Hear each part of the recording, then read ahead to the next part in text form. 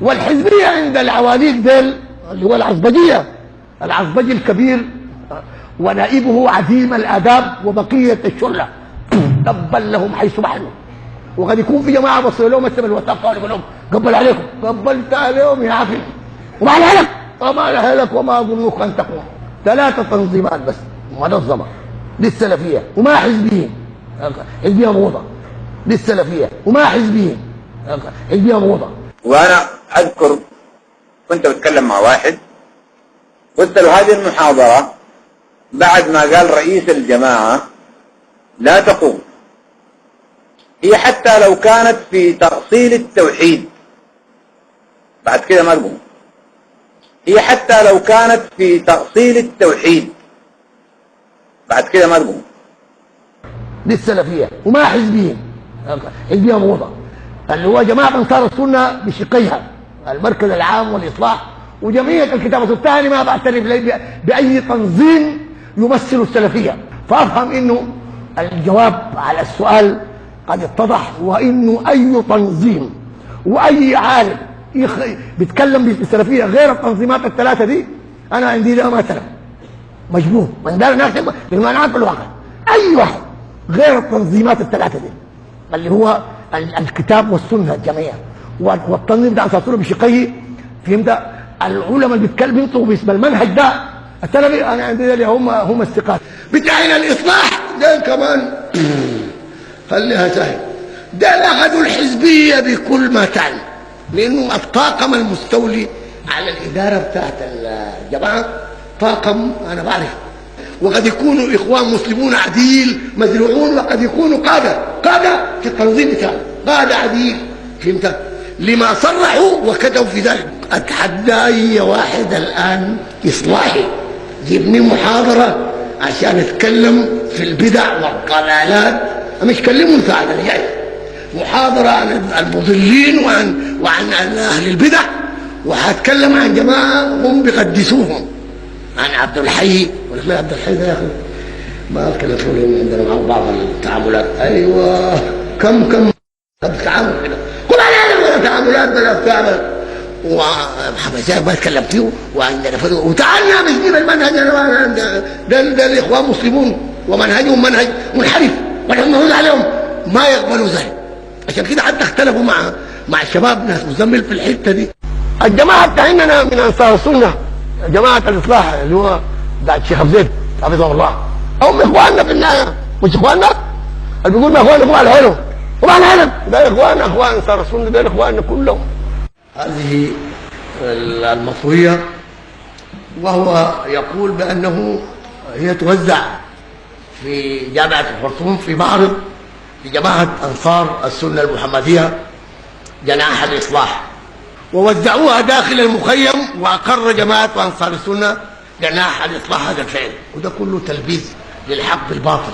انا بعتبره ده كله في النهايه لف ودوران، سواء كان من جماعه انصار السنه جناح الاصلاح الذين هم قد يقرون هذا من عبر التنظيم بتاعهم الذي يقول بمشاركه المبتدعين والتعاون معهم والى اخر من فتاوى وجدتها عبر تنظيمهم في النت، وده كلام باطل والحقيقه تقال ايا كان.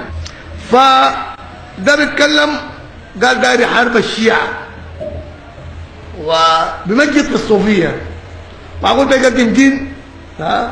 وربنا قال ولا تلبسوا الحق بالباطل وتكتموا الحق وانتم تعلمون. اول شيء انا بعرف الدعوه دي هي الاصل فيها جماعه انصار السنه المركز العام، رضيت ام لم ترضى؟ انا عندي المركز العام هو الاصل وانا عضو فيه من جماعتي، وما دا تلتزم له انت على كيفك وما بدعوك، لكن انا بقيم هذا. الجماعه دي الجماعه الاصل اللي بتمثل الدعوه السلفيه في السودان، رضيت ام ابيت؟ جماعه عقدت الولاء والبراء. مهدي إمام الأنصار ورئيس حزب الأمة والضيوف الكرام وقيادات هيئة شؤون الأنصار، الحضور الكريم رجالا ونساء، السلام عليكم ورحمة الله وبركاته.